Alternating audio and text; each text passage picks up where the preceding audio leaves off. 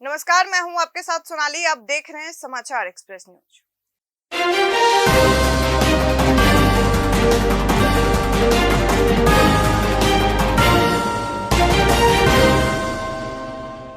बिहार में जातीय जनगणना को लेकर सियासत थमने का नाम नहीं ले रही। सीएम नीतीश कुमार ने इसको लेकर जहां प्रधानमंत्री नरेंद्र मोदी को पत्र लिखकर कहा है कि उनको पीएम के बुलावे का इंतजार है, वहीं राज्य की मुख्य विपक्ष पार्टी राष्ट्रीय जनता दल अब जातीय जनगणना कराए जाने की मांग को लेकर सड़कों पर उतरने का निर्णय लिया।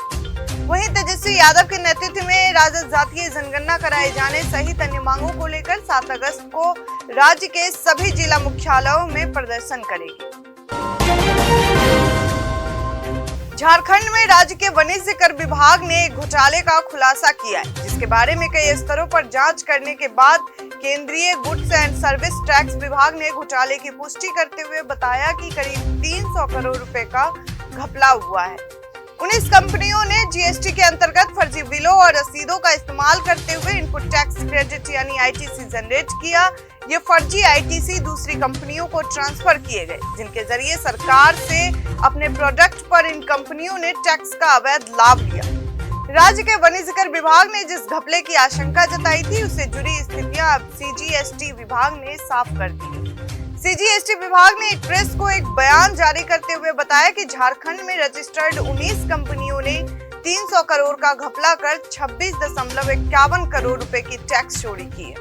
जांच पड़ताल में जो सामने आया है, उसे आसान शब्दों में आप ऐसे समझ सकते हैं कि इन कंपनियों ने फर्जी पतों और कागजात के आधार पर आईटीसी का लाभ लेने के लिए 300 करोड़ के फर्जी बिल जारी किए।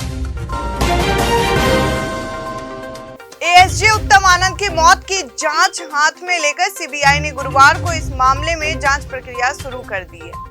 दिल्ली से 20 सदस्यों की टीम गुरुवार को धनबाद पहुंची और अलग अलग ग्रुप बनाकर घटना से जुड़े हर पहलू पर जांच पड़ताल शुरू की गई।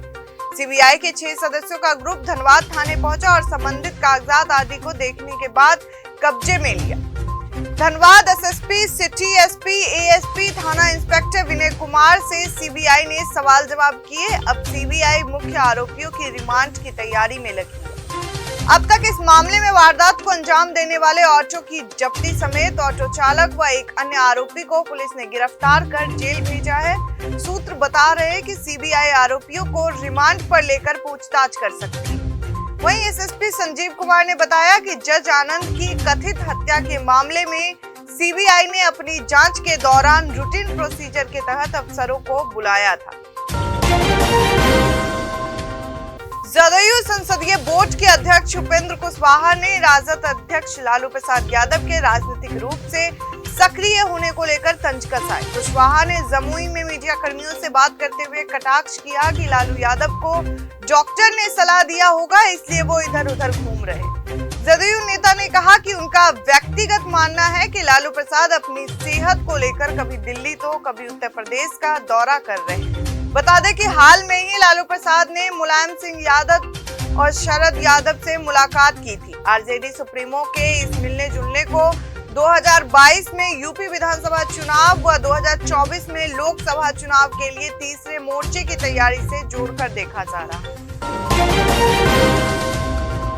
बिहार में सत्तारूढ़ भाजपा के वैश्विक महामारी कोरोना वायरस की तीसरी लहर से निपटने को लेकर अपनी सारी तैयारियां पूरी कर ली है। पार्टी ने समूचे बिहार में 2.5 लाख से अधिक कोरोना वॉरियर्स तैयार करने का प्लान तैयार किया है। आने वाले रविवार से प्रदेश स्तरीय प्रशिक्षण कार्यक्रम का पार्टी द्वारा शुभारंभ किया जाए। पार्टी प्रदेश उपाध्यक्ष नीतीश मिश्र की माने तो पार्टी की ओर से पहले प्रदेश स्तर पर, फिर मंडलीय स्तर पर और उसके बाद जिला और आखिर में मंडल स्तर पर प्रशिक्षण शिविर का आयोजन किया जाना है। बता दें कि भारत में इस तरह की पहल करने वाली भाजपा पहली पार्टी है। बिहार में अब हिंदू धार्मिक स्थलों को अतिक्रमण मुक्त कराया जाएगा। इसका बीड़ा नीतीश सरकार में शामिल बीजेपी ने उठाया है। बीजेपी कोटे से सरकार में शामिल कानून मंत्री प्रमोद कुमार ने ऐलान कर दिया है कि अब हिंदू धार्मिक स्थलों पर अवैध कब्जा नहीं चलेगा। बिहार में 45,000 से ज्यादा हिंदू धर्म से जुड़े धर्मस्थल यानी मंदिर और मठ धार्मिक न्यास बोर्ड से संबंध है। इन धार्मिक स्थलों की अपनी संपत्ति भी है। कई मंदिरों और मठों की संपत्ति पर अवैध तरीके से लोगों ने कब्जा कर रखा है। अब सरकार ने इस अतिक्रमण को खत्म करने का फैसला लिया है। बिहार में पंचायत चुनाव की घोषणा की चर्चा जोरों पर है। वायरल लेटर ने पंचायत चुनाव की चर्चा को गर्म कर दिया है। लेटर के मुताबिक 20 सितंबर को पहले चरण की वोटिंग संभावना, 20 अगस्त को पंचायत चुनाव की अधिसूचना जारी होगी। बिहार में पंचायत चुनाव की घोषणा बहुत जल्द होने की पूरी संभावना है। एक वायरल पत्र के मुताबिक 20 अगस्त को पंचायत चुनाव की अधिसूचना जारी हो जाएगी। लेटर के अनुसार राज्य निर्वाचन आयोग के सचिव ने 3 अगस्त को पंचायती राज विभाग के अपर मुख्य सचिव को पत्र लिखा है। पत्र में पंचायत ग्राम कचहरी के आम चुनाव हेतु अधिसूचना निर्गत करने के संबंध में उल्लेख है। राज्य निर्वाचन आयोग के सूत्रों ने पंचायती राज विभाग को पत्र भेजने की पुष्टि भी की है। राज्य निर्वाचन आयोग के इस वायरल पत्र में बताया गया कि सूबे में पंचायत ग्राम कचहरी के विभिन्न पदों के लिए 10 चरणों में चुनाव कराए जाने हैं। इसके लिए 20 सितंबर, 24 सितंबर, 4 अक्टूबर, 6 अक्टूबर, 18 अक्टूबर, 22 अक्टूबर, 31 अक्टूबर, 7 नवंबर, 15 नवंबर और 25 नवंबर को मतदान संपन्न कराने का उल्लेख है। पंचायत चुनाव की अधिसूचना 20 अगस्त 2021 को निर्गत कराने की बात कही गई है। राज्य निर्वाचन आयोग ने पंचायती राज विभाग के अपर मुख्य सचिव को लिखे पत्र में कहा है कि आयोग की अनुशंसा के अनुरूप पंचायत निकायों ग्राम कचहरी के निर्वाचन हेतु अधिसूचना निर्गत कर राज्य निर्वाचन आयोग को 20 अगस्त को निश्चित रूप से उपलब्ध कराए। आयोग ने कहा कि कोरोना वायरस के कारण सूबे में त्रिस्तरीय पंचायत चुनाव नहीं कराया जा सका है। विकसित पंचायतों के स्थान पर परामर्शी समिति का गठन किया गया है जो 2 जून से प्रभावी है। हालांकि इस लेटर के बाबत पंचायती राज मंत्री सम्राट चौधरी का कहना है कि जल्द ही पंचायत चुनाव की घोषणा होगी। आगामी कैबिनेट में इस पर फैसला लिया जाएगा और विधिवत आदेश भी जारी किया जाए। बिहार के कई इलाकों में बाढ़ से हालात बेकाबू होने को है। गंगा और कोसी सहित 7 नदियों का जल स्तर लाल निशान पार कर रहा। बागमती, बूढ़ी गंडक, गंडक, पुनपुन और अधवरा समूह की नदियों में उफान है। इन सभी नदियों के जलस्तर में लगातार बढ़ोतरी हो रही। पटना के कई क्षेत्रों में गंगा का पानी प्रवेश कर गया है।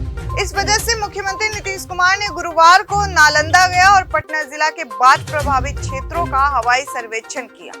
इस दौरान उनके साथ जल संसाधन मंत्री संजय झा भी मौजूद थे। बाढ़ग्रस्त क्षेत्रों से वापस लौटने के बाद सीएम नीतीश ने मीडिया कर्मियों से बात करते हुए कहा कि आने वाले समय में बाढ़ के हालात और भी गंभीर हो सकते, इसलिए अधिकारियों को उचित कदम उठाने के निर्देश दे दिया गया है।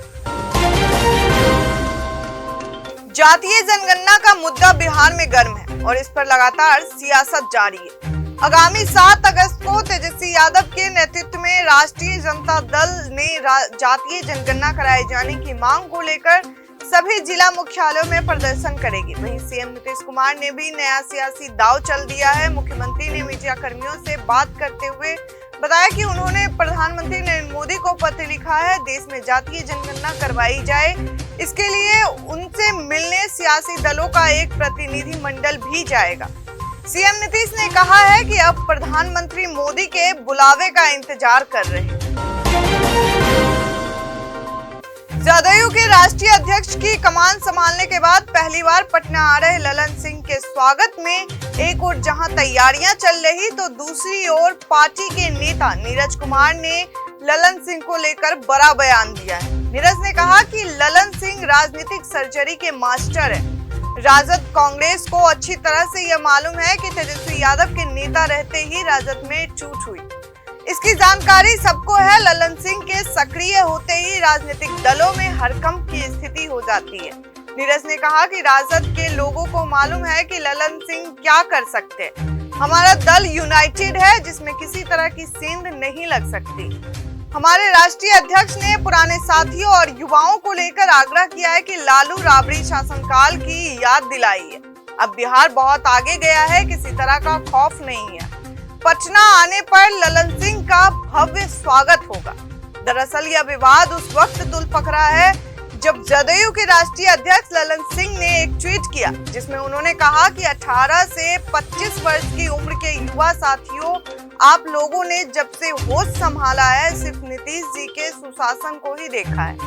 1990 से 2005 दौर की रूह कांपने वाला जंगल राज ना देखा होगा। आप सभी से विनम्र निवेदन है कि अपने घर और आस पड़ोस के बुजुर्ग के पास बैठकर उन दिनों की घटनाओं को जान लीजिएगा। इसके जवाब में आरजेडी के नेता मृत्युंजय तिवारी ने यह कहा कि ललन सिंह पहले अपने कुनबे को बचा ले, क्योंकि उनके कुनबे में बिखराव साफ तौर पर दिखने लगा है।